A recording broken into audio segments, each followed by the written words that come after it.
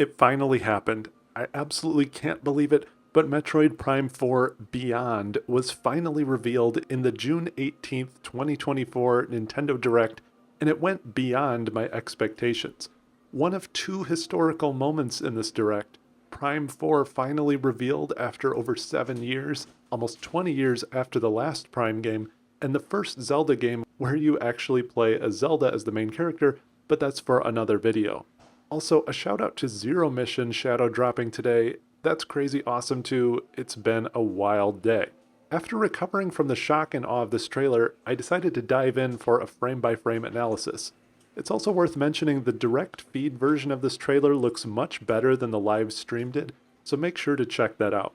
Please remember to subscribe to stay tuned for all Metroid related content, both past and present. The trailer begins with words printed across the screen, and as soon as I saw Galactic Federation, I knew what we were in for. I love this echo to all three previous Metroid Prime games, which begin with this similar typing mission context or briefings. One of many references in the trailer designed to tell us that this is classic Metroid Prime all over again. So it appears that the trailer starts with Samus landing on a Galactic Federation research facility that's under attack. We don't know exactly why she's here, maybe as reinforcements, or maybe to get to whatever the space pirates are after first. Either way, I think this shot looks amazing. Samus appears to be using a modified version of the same ship from Metroid Prime 3, and I'm really digging the darker or more realistic metallic look of the ship versus the overly yellow-orange color of the original. As Samus rises from her ship, the familiar glowing energy appears around her in another epic shot. And then we get the classic somersault jump down onto the ground below. If we freeze frame here, we can see what appears to be space pirate ships in the sky as part of a larger invasion. These ships are reminiscent of pirate ships in Prime 3. This really does seem to be just a continuation. Samus lands on the ground looking better than ever, like an even further improved version of the Prime remastered suit.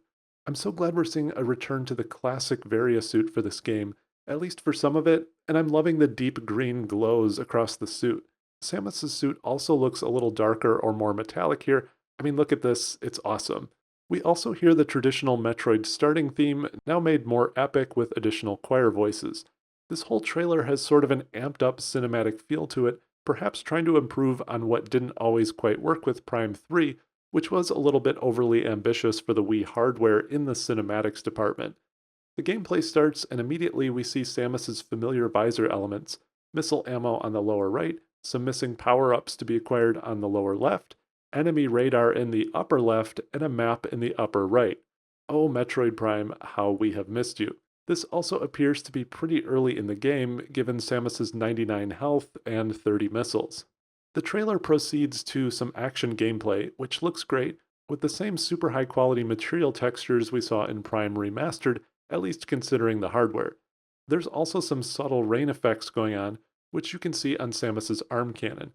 The arm cannon itself looks awesome and slightly different in this game, a little bit more narrow and sleek, and I like it. We then get our first clip of combat, which fascinatingly still keeps the lock-on mechanic from the other Prime games.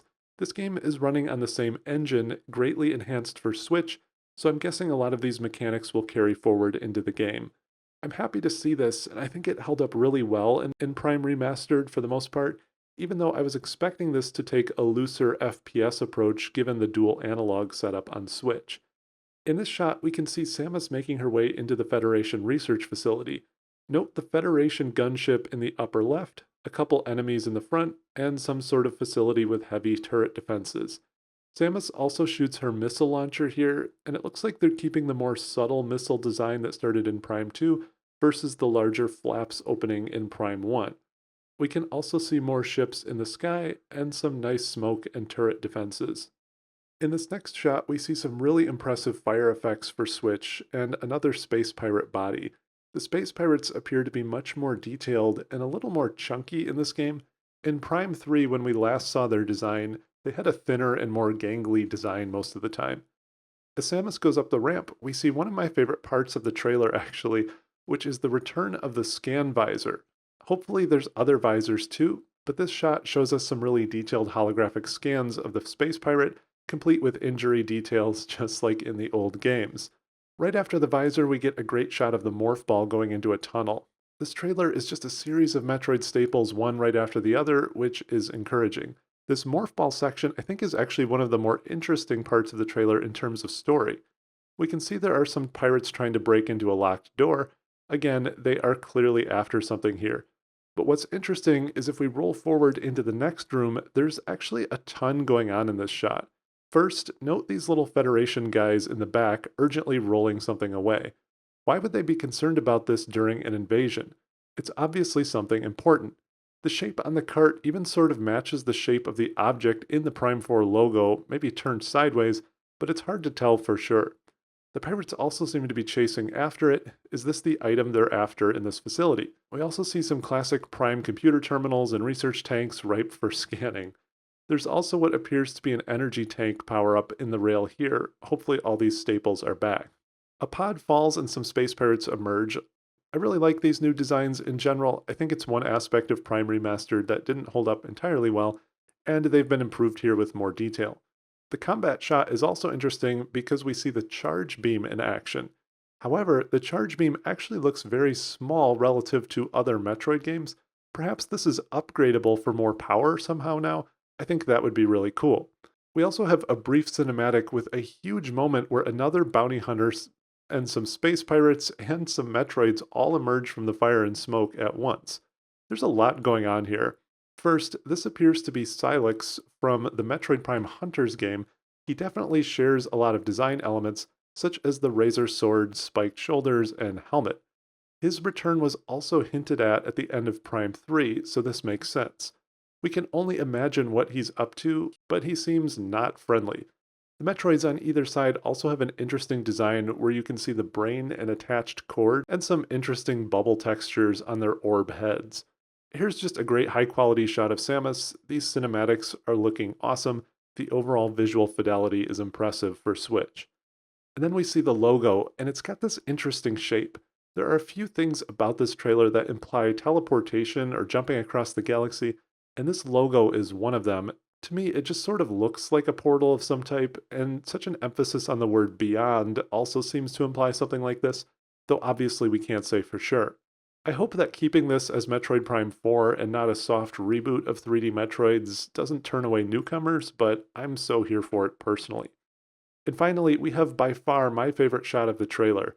At first, I was worried this game might be going too much into an action style genre, which I think happened in Prime 3 a bit and hurt the experience a little, but this shot is just very reassuring. The direct feed version of this shot looks especially amazing. Samus is exploring some kind of lush planet environment, which looks awesome. First, there appears to be a portal behind Samus of some kind that maybe she emerged from, further supporting the teleportation idea. We also see some interesting creatures fly into the shot. Note the high quality texture work for Switch again on this entrance area. As the shot pans over, things only get more epic. The music is clearly an echo of the Phendrana Drifts theme, one of the best Metroid songs ever, and we see these beautiful waterfalls and organic cliff environment leading up to a tunnel in a huge tree. The shot slowly pans to one of the largest open environments we've seen in a Metroid game, certainly the most detailed. We have this giant tree that's clearly a focal point of some kind, but perhaps more importantly, there appears to be a temple of some kind connected to it, which you can see in the lower left. I really hope there's a Prime 2 style temple of some sort buried deep in a forest temple with a great tree. That just sounds very epic and Metroid. We also see bird and alien creatures flying around and a dense jungle canopy beyond what we've ever seen in Metroid. And there's that 2025 release date. I think this soft confirms that this will be a cross-gen launch title with Switch 2. I'm hoping we get a higher resolution version on Switch 2 with increased effects and enhancements. That would be awesome. I think no further window than 2025 was given because they know people will assume this is cross-gen and they don't want to reveal when Switch 2 is coming. So that's it. This trailer was short but awesome. I'm still processing that this even officially exists. I wish the reveal had a few more environments or scenarios, but what we have here looks so awesome that I can't really complain about anything. I'm so glad this really is just more Metroid in the style of the Prime series, but updated for a new generation. What did you think of this trailer? Leave a comment and let's discuss everything.